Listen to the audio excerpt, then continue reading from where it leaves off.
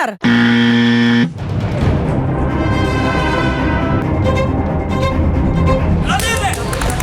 Okay.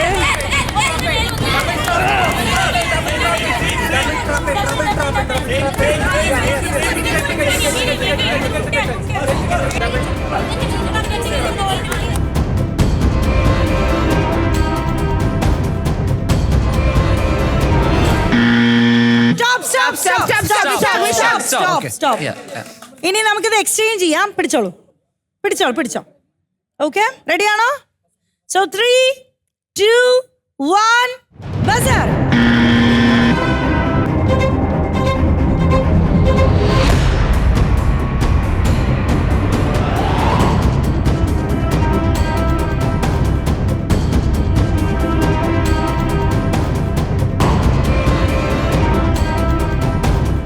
താഴെ ഒരു not, easy not താഴെ.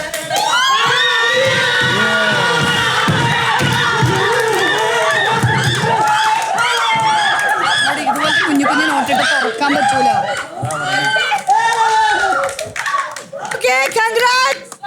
Congrats. So judges, ജയിച്ചിരിക്കുന്നത് പ്രവീണിന്റെ ടീമാണ്. Congrats.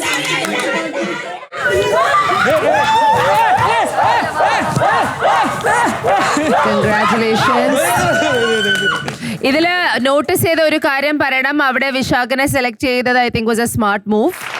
അത് Pranav, you are also very good. പക്ഷെ നമ്മളൊരു നോട്ട് ഇടുമ്പോൾ നമുക്കറിയാമല്ലോ മറ്റേ ടീം ഊരാൻ പോവുകയാണെന്ന്.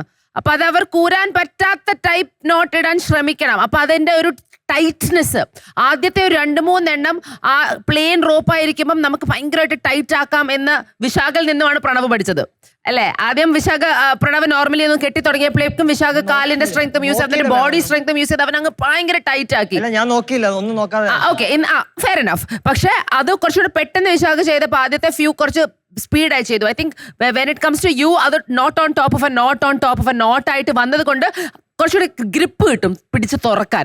അവിടെയാണ് വിശാഖിന്റെ പ്രവീണിന്റെയും ടീം സ്കോർ ചെയ്തത്. But well played. ഒരു ടൈ ബ്രേക്കറിലെത്തിയ ഒരു മത്സരം. ക്യാപ്റ്റന്റെയും ടീമിന്റെയും സെലക്ഷൻ ചെയ്ത റെപ്രസെന്റേറ്റീവ്സ് വന്ന് പോരാടി ഫൈനലി അതിന്റെ വിജയിയായി പ്രവീണിന്റെ ടീം എത്തി. Very proud of U.